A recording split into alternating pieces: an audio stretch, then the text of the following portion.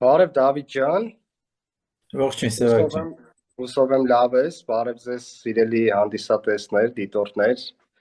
Շարունակում ենք մեր ինքնաճանաչում հանդիպումը։ Անցած հաղորդման ժամանակ կանգ առանք հոգու եւ նյութի վրա, հենց խոսքը Եհովայի վկաների մասին էր, երբ որ ասացի, որ կարծես այդտեղ չէ վերջացավ զրույցը, որ նրանք թեև ընդունում են հավատը, բայց նրանք չեն ընդունում կյանքից հետո, մահից հետո կյանքի գոյության։ Ինչ կասես Դավիթ ջան։ Ասեմ, սենց մի հետաքրքիր բան իմ տեսանկյունն է, որ ցավոք սրտի, եւ դա ոչ նորություն է, շատ հավատալիքներ կան, վկաների մասին չխոսենք, շատ բազում հավատալիքներ կան, որոնք աղանդի տեսքով, մուտք են գործել աշխարհ, իհարկե իրանք ունեն իրանց ակունքային տարածքները, որտեղից ծնվում, զարգանում եւ սփռվում են աշխարհում։ Դա էլ գործիք է մարդկանց բաժանելու եւ թմբիրի մեջ պահելու իրականում։ Նույնիսկ օրինական կրոնների մեջ են այդպիսի բաժանումները։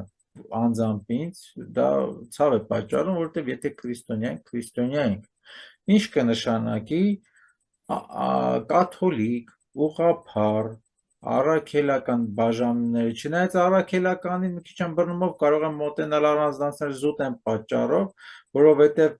հայերի այդ առաքելական եկեղեցու բաժանումը շատ տարբերվում էր եւ ուներ իր բուն պատճառները եւ Քավլիցի ինքը բավականին լավ մաքուր գանձեր ունի պահած, բայց ըստ իս ցավոք սրտի միայն պահած է, չի օգտագործվում, բայց գոնե կարևորը կա։ Համենայն դեպս, երբ որ մտնում ենք մեր հին տաճարներն ու եկեղեցիները, թեկուզ խոնարհված, իրոք քո ներսի հետ ուզում ես խոսել, զրուցել։ Քիչ ավելի եվրոպական մոտիվներով, տաճարներ, տեսնում ենք այդ տաճարները ընդհանրապես բիզնես կենտրոնների են վերածված։ Հրաշալի արվեստ կա արած դրսից, ներսից, հրաշալի, որ ոնց որ ձեռքը կպած չլինի, տիեզերական, բայց ինքը տաճար չի։ Օրինակի տարբերություն նույնիսկ մեր խոնարհված եկեղեցին։ Դրա համար կուզեի առանձնացնել մի քիչ, բայց թույլ կտամ ինձ նաև ասել, որ բոլոր աղանդ կոչվածների ծնունդը օրինական եկեղեցիների հովանու տակ է։ Ինչի համար։ Ինձ թույլ եմ տալիս ինչի համար, որովհետև մի լավ ընդունված գաղափար կա, որ ասում է մութը դա լույսի բացակայությունն է։ Գուցե եւ քրիստոնեական եկեղեցիները թերացել են, ինքս համոզված եմ, բայց ասում եմ գուցե եւ թերացել են ինչու՞մ, նրանում, որովհետեւ իրանք էլ մենք անցած անգամ խոսում էինք, որ ամենամեծ խնդիրներից մեկը նա է, որ փոխանակ սովորական գրված գիրքը, կանոնիկ գրված գիրքը կարդան եւ փորձեն ճիշտ ընկալեն, այլ գրվածը ընկալելու փոխարեն չգիտես որտեղից եկած մեկնություններով են խոսում մարդկանց հետ, նույնիսկ կրոնավորները իրենց դաշտում։ Իսկ այդ մեկնությունները իրենց մեջ մեծ կեղծիք են պարունակում։ Կարող եմ օրինակներ բերել, ինձ թույլ տալով, այ օրինակ բերեմ։ Միշտ մարդկանց քարոզվում է, որ դուք մեղավոր եք, ադամական մեղքի կրողներ եք։ Այնինչ կարող եմ վստահաբար ասել, որ այն ադամական մեղքը, որի հիման վրա ասում են, որ մենք մեղք ենք գործել, ամեն մարդ մեղավոր է, այսինքն արգելված պտուղի ուտելը, դա չի համապատասխանում իրականությանը, որովհետև սովորական մի բան, 5 կտակարենան Աստված նախ անցած անգամ ասացի կիսատ մնաց, ասեմ, որ պարզ ընթերցելուց երբեք չենք տեսնի, որ հին Աստվածաշնչի մեջ կտակարան հին ուխտի մեջ գրված է տիեզերքի ստեղծումը, չկա այդպիսի բան, այլ նշված է աշխարհի ստեղծումը, որը այս նյութական աշխարհի մասին է խոսքը, ու այլ մոլորակի մասին չի խոսքը, իսկ արարիչը դա տիեզերքի ինքնարարված էակն է, մեծ հոգին, որի շնորհիվ նաև արարվեցին թե բոլոր մոլորակները աստղերը եւ ամենը։ Այո, նրա Բայց աջությամբ։ բանայի սովորական պարզ օրինակ հին աղտում գրված է աշխարհի արարումը եւ ասում է աշխարհը ստեղծեց էս, չէ։ Բացի դա, նայ ասում է այդ աստվածության կողմից ասում է չուտեք, թե չէ կմեռնեք, ճիշտ է։ Բոլոր ծառերից կերեք, բայց այդ ասում է երկու ծառ տնկեց, ասեց էս մի ծառից չուտեք, թե չէ կմեռնեք։ Այնինչ օձը, իհարկե օձը որպես օձ պետք չի պատկերացնել, բայց հիմա այդ մասին չխոսեմ, շատ փոխաբերական իմաստով ենք ասում, օձի կերպարը ինչ է ասում է դուք չեք մեռնի, այլ կճանաչեք բարին ու չարին ինչպես աստվածները, եւ եթե նայում ենք ճիշտ ենք կարդում, հասկանում ենք, որ իրավ Ադամն ու Եվան չմահացան, այլ ճանաչին բարին ու չարը, եւ դա ապացուցում է նույն աստվածությունը իր խոսքերով։ Նա ինչ է ասում է նախ միշտ ցիտելս այդ ասածը, ասեմ, որ օրինակ հոգևորականները ըստ հայրերի եկած մեկնությամբ ասում են ոչ, մահացան, իրանք մահացան հոգևոր դաշտում, Ադամն ու Եվան անմահ էին, բայց դրանից հետո դարձան մահկանացու,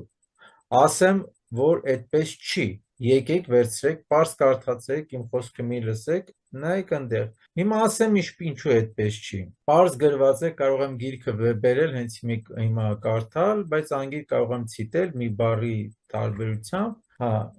ինչ է գրված, գրված է, որ երբ Աստված տեսնում է, որ կերան այդ պտուղը, մի խոսքով քննադատանքներից հետո ասում է,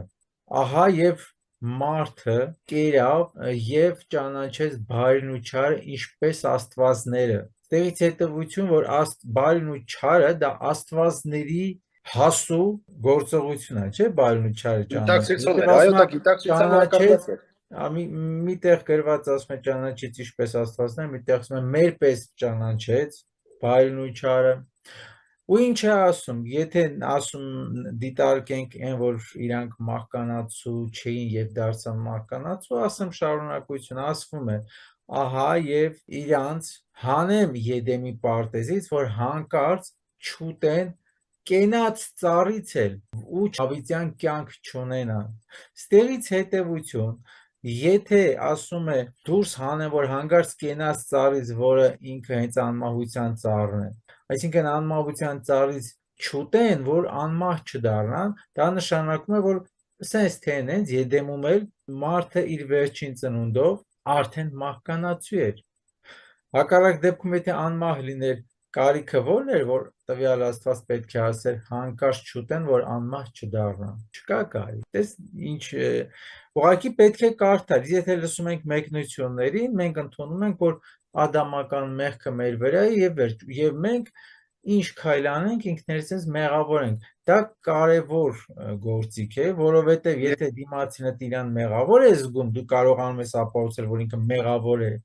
Տվյալ մարդը դառնում է քո ստրուկը։ Այո, դու Եվ իր կյանքը միջև վստահում է քեզ։ Դա մեծ ինստիտուտ է, տրկատիրական ինստիտուտ է, բացի այդ մեկնություններից է, չէ՞ ասում։ Երկրորդ կեղծ մեկնությունը ասեմ եւ չխոսենք այդ մասին։ Երկրորդ կեղծ մեկնությունը օրինակ Բաբելոնի աշտարակաշինությունն է, նույնիսկ շատ զարմանում եմ, որ հրաշալի մարդիկ, ովքեր նույն կրոնական ստանդարտից արդեն դուրս են եկել, բայց եւ խոսում են ինքնաճանաչումից եւ այլն, բայց հենց այս կոնկրետ երկու հարցին չեն նկատել եւ ճիշտ չեն անդրադառնում։ Եվ միայն այդ կեղծ մեկնությունների հիման վրա են իրենց մնացած ուսումնասիրությունները կատարում։ Իսկ եթե քո առաջի հիմքը կեղծ է, գնացածը ճանապարհը չի կարող ճիշտ լինել։ Շեղվելու ես դու։ Միանշանակ, դա իհարկե։ Կարող եմ կոնկրետ ցիտել, նայ, բոլորը խնդրում եմ դու ինձ ասա, Բաբելոնի աշտարակը ինչու էին կառուցում։ Հիշում ես։ Ես հիշում եմ, բայց ուզում եմ, որ դու այդ մասին ավելի կոնկրետ ասեմ, բոլորի մոտ թյուրըմբռնում կա այսպիսի, որ Բաբելոնի աշտարակը մարդիկ որոշեցին կառուցեն աշտարակ, որպեսզի հասնեն Աստծուն, եւ Աստված դրա համար ջղայնացավ, պատժեց մարդկանց, լեզուները խառնեց, որպեսզի այդ ձեր բաները չանեն։ Չէ՞։ Հասկանում ես, այդպիսի ընկալումով եթե նայում ենք, դուրս է գալիս, որ իրոք այդ ջերեղեղ եւ այլը դաշ չեղավ, մարդիկ որոշեցին էլի գոռոզություն, էգոիզմ, հա։ Այնինչ, ընդեղ այդպես գրված չի, պարզ վերցրեք, նույնիսկ աշխարհաբար թարգմանության մեջ այդպես գրված չի։ Չնայած որ շատ բառեր փոխված են, բայց այդպես չի գրված։ Ինչ ձև է գրած։ Գրած է եւ մարդիկ, երբ որ եկան, եթե չեմ սխալում, տվյալ քաղաքի անունը Սենար, եթե չեմ սխալում, երկիր եկան, հա, առաջին հերթին, եթե գոյություն ունի Սենար անունով երկիր, դա նշանակում է այլ երկրներ էլ պետք է լինեն, որովհետև երկիրը գոյություն ունի միայն այն ժամանակ, երբ որ կողքն էլ էլի երկրներ կան, թե չէ եթե դու ազատ ես, լիարժեք եւ մենակ ես այդտեղ, իմաստը ո՞րն է, ինչ որ խմբավորվես եւ երկրին անուն դնես, առասարակ երկիր սարքելն է անիմաստ դառնում։ Եկեք սա ֆիքսենք, որ դա կոնկրետ երկիր էր, որը այնտեղ գրված է, դա շատ կարևոր փաստ է, ասում են մարդիկ այնտեղ հարմար տարածք էր, որոշեցին վերցնեն կավը, դարձնեն աղյուսներ, վերցնեն ձյութը որպես ցեխի տեղ եւ աշտարակ մտածեցին աշտարակ կառուցեն դեպի երկինք, որ իրենց անունը հիշվի կամ պահվի, նայած որտեղ է գրված։ Եթե դեպի երկինք կառուցելը դա համարում ենք, որ ուզում էին Աստծուն հասնեն, այնտեղ երբեք չեք տեսնի գրած, որ ուզում էին Աստծուն հասնեին։ Իսկ ի տարբերություն ցանկացած հոգևորականի, եթե իհարկե ճիշտ չի դիտարկվում, ոչ բոլորի մասին է խոսքը, եւ ցանկացած աղանդների մարդկանց, ցանկացած հավատքի մարդկանց, ինքս ավելի բարձր եմ գնահատում այդ գրքերի տեքստերի բառերը, որովհետև կարծում եմ, որտեղ սխալ բան չի կարող գրված լինի։ Եթե դիտարկում ենք այդպես, որ ճիշտ է գրված, այնտեղ ընդհանրապես գրված չի, որ ուզում էին Աստծուն հասնեին։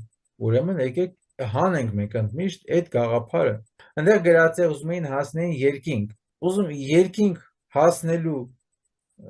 բարձրության շենքերի գաղափարը հիմա մեր 21-րդ դարում երկնաքերի տեսքով շատ լավ կա։ Դա չեղավ, որ Աստծուն են ուզում հասնել։ Դա կոչվում է երկնաքեր, էլի։ Բացի դա, առհասարակ բարձրահարկ կառույց ինչի համար էին ուզում կառուցեին, հիմա մենք գարսենք այդ գաղափարին, որովհետև տարածքը իրանց հնարավորությունը մեծ չէր ընդլայնվելու, պետք է փոքր տեղում իրանք փորձեին պահվեին, առանձնանային, քաղաք սարքեն։ Ինչ որտև ասում է ուզում էին իրենց անունը պահվի կամ հիշվի, երբ է մարդ ցանկան, որ իր անունը հիշվի կամ պահվի, որտև շուրջը կա վտանգ, որի շնորհիվ կարա իր անունը, իր ցեղը վերանա,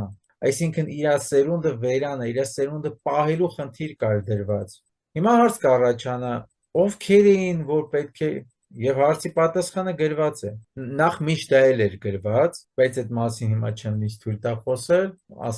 ով կուզի թող կարդա ու ականջունի կլսի եւ աշկունի կտեսնի, եթե մեր այս հաղորդումների ժամանակ հարցեր կբարձրանա, սիրով հետո կփորձեմ պատասխանել թույլ տվածի չափով, իդեպ ասեմ, որ թույլ տվածի չափով պետք է խոսեմ։ Հիմա ասենք Բաբելոնի աշտարակաշինությանը, նա ինչ է ասվում։ Ասում է եւ Եհովա Աստված, շեշտում եմ Եհովա Աստված, ասեց եկեք նախ այն շեշտեմ այն Աստվածն է, որը հետագայում պետք է ասի ես միակն եմ։ Այդ միակը ասում է եկեք իջնենք, տեսնենք ինչ են անում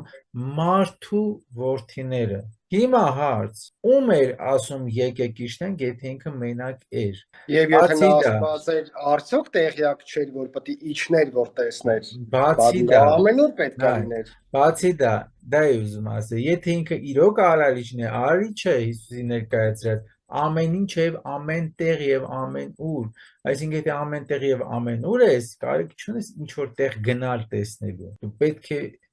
նույնիսկ ցանկացած մի կերպ գործողություն առանց քո կամքի չի կարող լինի ուղակի։ Հիմա նայ, Սևակ ջան, ի՞նչն է խնդիրը։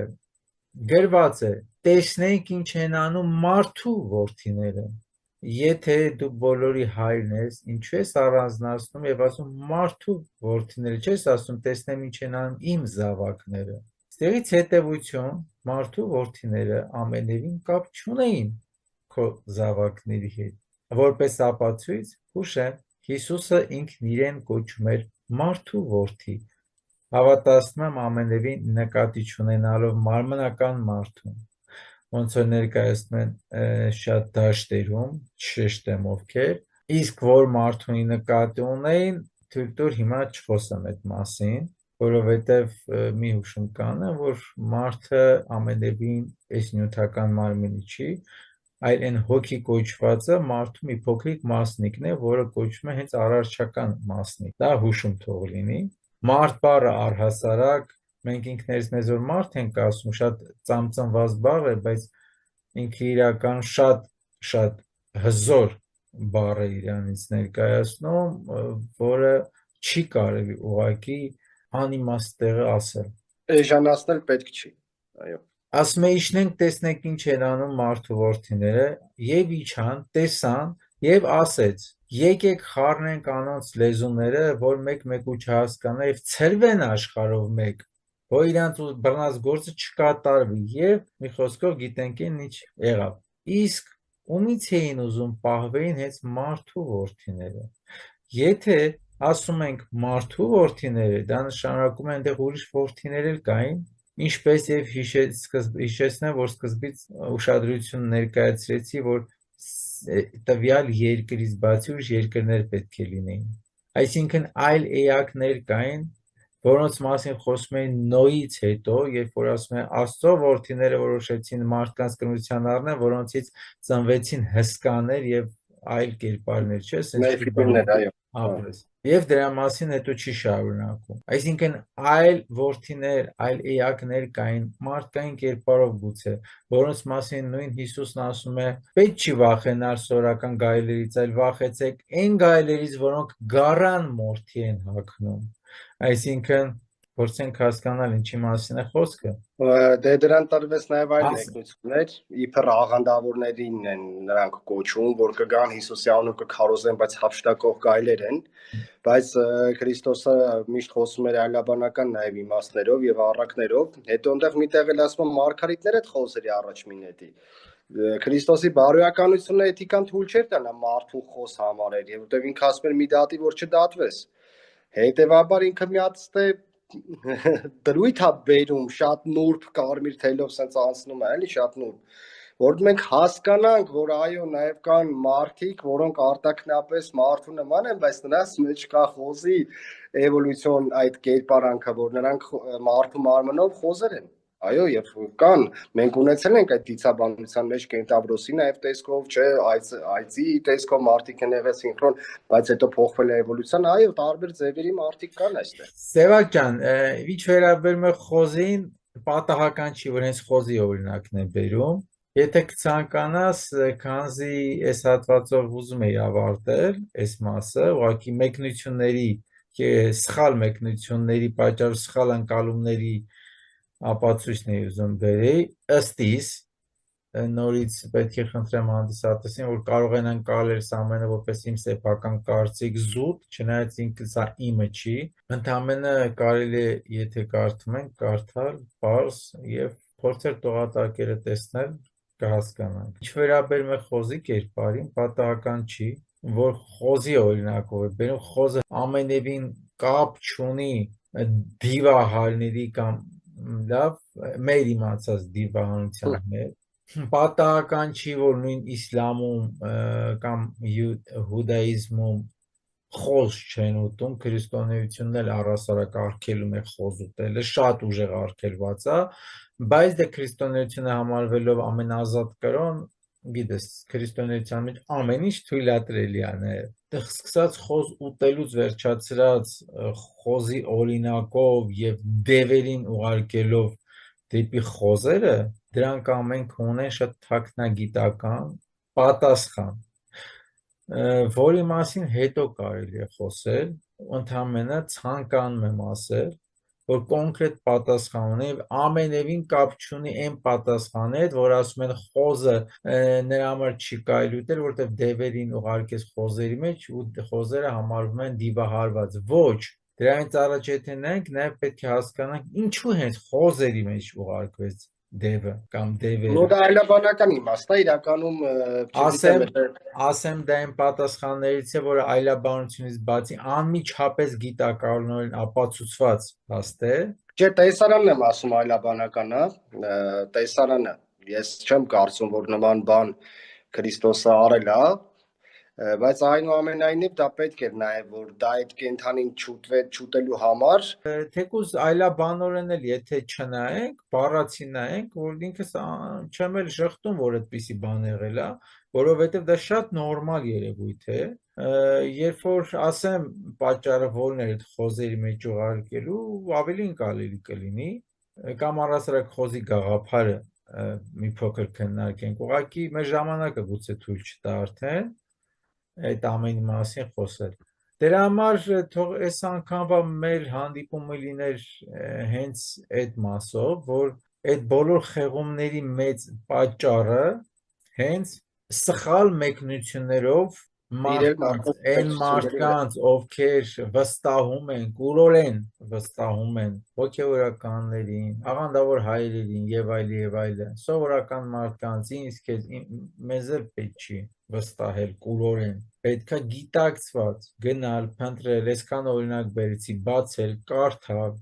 գուցե սխալվում եմ, խնդիր չկա, հարցեր գրել, շատ նորմալ է, շատ առողջ է, ինքս իմ տեսանկյունի ուսումնասիրություններով եմ նայում ասում, դու քո տեսանկյունից ես հարցերը բարձրացնում, խնդրեմ,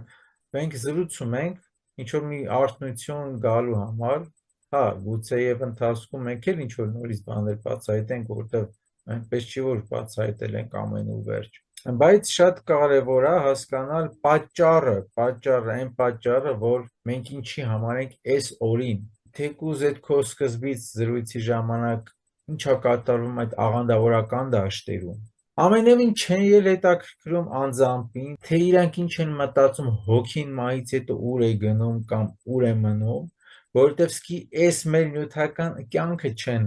հասկանում ու ապրում, սկի չգիտենք կողքի երկրում ինչա կատարվում, մեր կողքի շենքում ինչա կատարվում, բակում ինչա կատարվում, ուր իրանք մնացել են ընդհանրապես մի բանի վրա են ֆիքսվում, որ գիրքը գրքերի գիրքն է, ահա տեսեք, բոլոր մարգարեությունները հիմա մենք ականատես ենք, կատարվում են ամբողջ աշխարհում, մենք իրանք սրանով համարում են, որ այդ սուրբ գիրքը սրբության սրբոցն է, ամենանն է, դրանից ենքում ճշմարտություն չկա։ Արի այսքանով եզրափակենք այսօրվա զրույցը, մնացած թեմաները թողենք մի քիչ ինտրիգային հետաքրքիր, թող համել մեր դիտորդները մի քիչ մտածեն այս թեմաների շուրջ եւ թող կոմենտներում գրեն, մենք էլ սիրով կանադառնանք իրենց կողմից առաջարկած հարցերի մեր կարողության սահմաններում։ Խոզերի թեմային է, նույնպես կանադառնանք։ Այր Սևակ ջան, սիրով հարցերը եթե կլինեն, սիրով կփորձեմ պատասխանած լինել, ինչքանով որ կկարողանամ, ինչքանով որ ինձ թույլ կտամ, կամ կզգամ այդ բայի համար պետք է։ Շատ լավ, Դավիթ ջան։ Դե, մինչ հաջորդ հանդիպում, շնորհակալ եմ կրկին։ Փոխադարձ։ Ցտեսություն, ժողովուրդ ջան։ Հաջողություն։